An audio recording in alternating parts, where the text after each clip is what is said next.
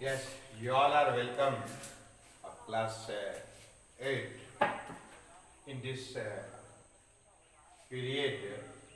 We are discussing about secularism and what is the meaning of secularism. You all understand, no doubt. It is already clear a state which has no any special religion, a state which has no any special religion.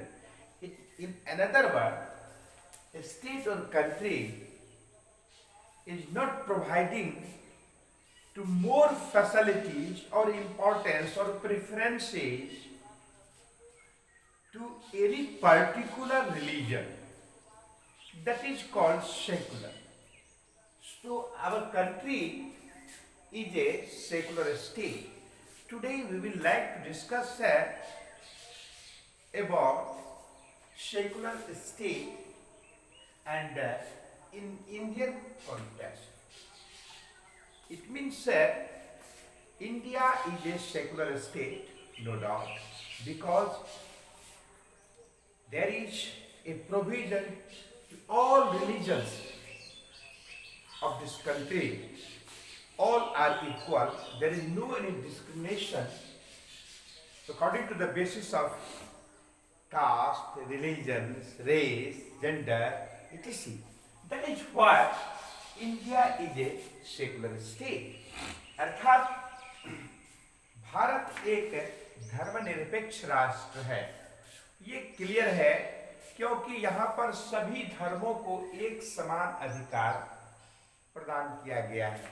किसी को न तो ज्यादा श्रेष्ठ माना गया है, किसी को न ज्यादा इंफीरियर माना गया, यानी धर्म के प्रति यह राष्ट्र बिल्कुल तटस्थ रहता है। तो इसी में अब ये जो सेकुलर वर्ड आया, सेकुलर, SECULAR, सेकुलर, ये सेकुलर अब जब संविधान निर्माण हुआ था ना, उस समय में यह वर्ड नहीं था संविधान में समाहित, किंतु बाद के परिप्रेक्ष्य में आवश्यकता महसूस की गई कि चूंकि यहाँ पर विभिन्न धर्म, भाषा, संस्कृति के लोग निवास करते हैं, इसीलिए महसूस किया गया कि इस वर्ड को भारत के संविधान में जोड़ा जाना आवश्यक है। भारत के संविधान में समय समय पर संशोधन होते रहता है और संशोधन ऐसा प्रावधान भी है, और संशोधन इसलिए होता है, अमेंडमेंट इसलिए होता है क्योंकि देश काल परिस्थिति के अनुसार से देश के आवाम यानी कि देश की जनता के लिए जो आवश्यक, देश की जनता के कल्याण के लिए जो आवश्यक है रूल्स एंड रेगुलेशंस को जोड़ने की आवश्यकता होती है, ऐसा प्रावधान है, जोड़ा जाता है। तो 42वें संविधान संशोधन के अंतर्गत according to the amendment of 42, यानी 42वें संविधान संशोधन में, क्योंकि आप सबको ज्ञात है कि 42वां संविधान संशोधन जो है एक लघु संविधान के रूप में भी जाना जाता है, बहुत व्यापक इसमें जोड़ा गया है उपबंध को, आर्टिकल्स को। 1976 की बात है, एक शब्द को जोड़ा गया है 42वें संविधान संशोधन के अंतर्गत, और इसमें संविधान के मूल में सेकुलर शब्द को जोड़ा गया क्योंकि यहाँ पर सभी धर्मावलंबी एक साथ निवास करते हैं और विभिन्न प्रकार का जो आर्टिकल्स दिया गया है, इस आर्टिकल्स में विभिन्न प्रकार का प्रावधान है। आप जैसे कि देख रहे हैं कि आर्टिकल 25 to 28 ये क्या है, ये स्पष्ट करता है कि भारत एक सेकुलर स्टेट है, यानी कि इसमें भारत के धर्मनिरपेक्ष होने के बारे में इसकी विशद चर्चा की गई है। इसके बाद है इसमें आर्टिकल 29 जो है, इसमें लैंग्वेज को, स्क्रिप्ट को, कल्चर को संरक्षित रखा गया है, इस प्रकार का प्रावधान है, गारंटी दी गई है। फिर आर्टिकल 30 में जो है वो क्या है, माइनॉरिटी को, जो अल्पसंख्यक है उसके धर्म आदि को संरक्षण प्रदान किया जाना है। विशेषकर कोई भी एजुकेशनल इंस्टीट्यूशन में ऐसा प्रावधान है कि धर्म की विशेष रूप से उसमें व्याख्या नहीं होना चाहिए, सिलेबस में नहीं जोड़ा जाना चाहिए। जानकारी सभी धर्मों के बारे में होनी चाहिए, किंतु फोकस उस पर विशेष रूप से नहीं दिया जाना है। आप सबको पता है आर्टिकल हमने 14 से 15 के बीच में कहा था कि इक्वलिटी को व्यक्त करता है, कि हर किसी को समान अधिकार प्रदान किया गया है। फिर डिस्क्रिमिनेट नहीं किया गया है कास्ट, रीजन, रेस के बारे में। फिर उसके बाद 16 में क्या है, इक्वल अपॉर्चुनिटी है। तो इस प्रकार से जितने भी आर्टिकल्स है उपबंध है उस सब के बारे में ऐसा प्रावधान है।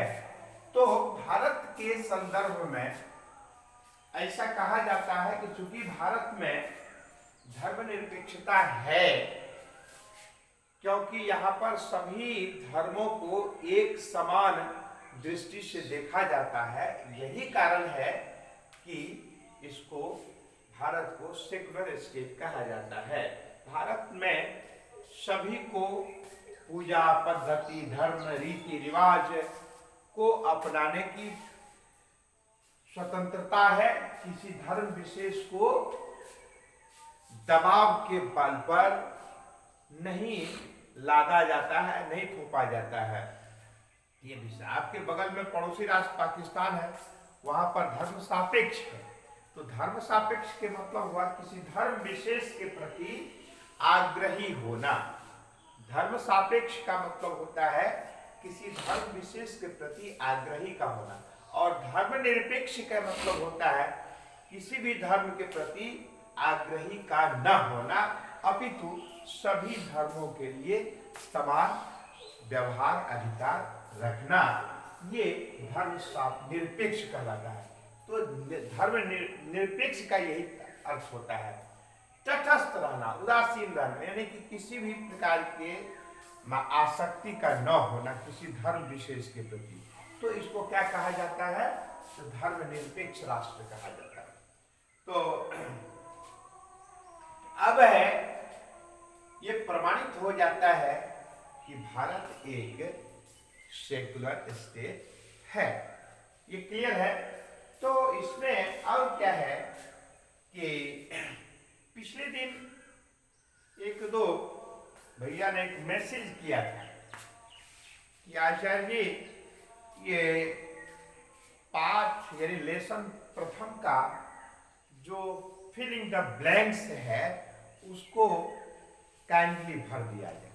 मैं सबसे पहले ये बताना चाहूँगा कि पुस्तक को थोरली स्टडी तो अनिवार्य रूप से करना ही चाहिए, और जो ऐसा नहीं कर पाते हैं तो उनको लगता है कि इसमें क्वेश्चन आंसर स्पष्ट नहीं हो रहा है, बिल्कुल स्पष्ट है। आप आसानी से उसको कर सकते हैं। वैसे मैं एक एक करके सभी को मैं आज पुट अप करवा देता हूं, और आप गौर से एक बार फिर से देखेंगे तो A to Z सब स्पष्ट, उसमें एक एक लाइन में एक एक शब्द बिल्कुल समाहित है, और किसी भी प्रकार का कोई कंफ्यूजन नहीं हो। इसी प्रकार से आप फिर पूछिए, यदि कोई कंफ्यूजन हो तो मैं किसी भी समय में आपके प्रश्नों का उत्तर देने के लिए हमेशा तैयार रहूंगा। इस प्रकार से अब जैसे एक पहला जो टॉपिक है इसमें है कि कोई भैया ने मैसेज किया था, वो अब देखिए क्या है, the rule of law means that all citizens are dash in the eyes of law.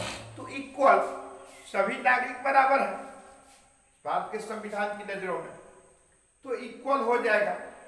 The Indian constitution consist of, मैंने इसके बारे में बताया था कि वैसे आपकी पुस्तक में 395 है, यानी आर्टिकल्स 395 है। मैंने 448 के बारे में चर्चा की थी, और यानी कि 448 हो चुका है, किंतु 465 यानी शेष जो 17 है वो विचाराधीन है, अभी कंफर्म नहीं किया गया है।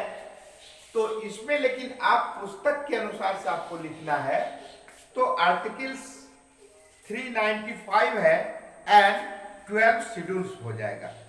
फिर तीसरा जो है वह है the constitution of India states that it is our duty to protect the right of women, right. पांचवा है the constitution of India was adopted and enacted on 26 January 1949 and यानी 26 January 1949 and came into force on 26 January 1950. The next है the preamble to the constitution set up the basic ideas, basic days of the Indian Republic. The ideas हो जाएगा। India is a sovereign state because she is free from any control by a foreign state. Any control इसमें हो जाएगा। Our constitution prohibits employ children below, already clear है, 14 वर्ष से कम उम्र होना चाहिए, 14 इयर्स हो जाएगा। फिर जो है every right has a corresponding debt, corresponding duty। तो इस प्रकार से हम देखते हैं कि सब लाइन बाय लाइन उसमें स्पष्ट किया हुआ है, क्योंकि बीच में हमको याद आ गई तो लगा कि उसको एक बार क्लियर कर देना चाहिए। और भी कोई भैया ऐसे हैं, विद्यार्थी हैं जो कंफ्यूजन में था, तो मुझे लगा कि इसको क्लियर कर देना चाहिए। तो आज के इस टॉपिक में इतना ही। आप आर्टिकल, किस आर्टिकल के अंतर्गत किस प्रकार का प्रोविजन है भारत के संविधान में, इसको याद रखें तो बहुत अच्छी बात होगी, भविष्य में भी आपको काम देगा। आज की कक्षा में इतना ही, धन्यवाद।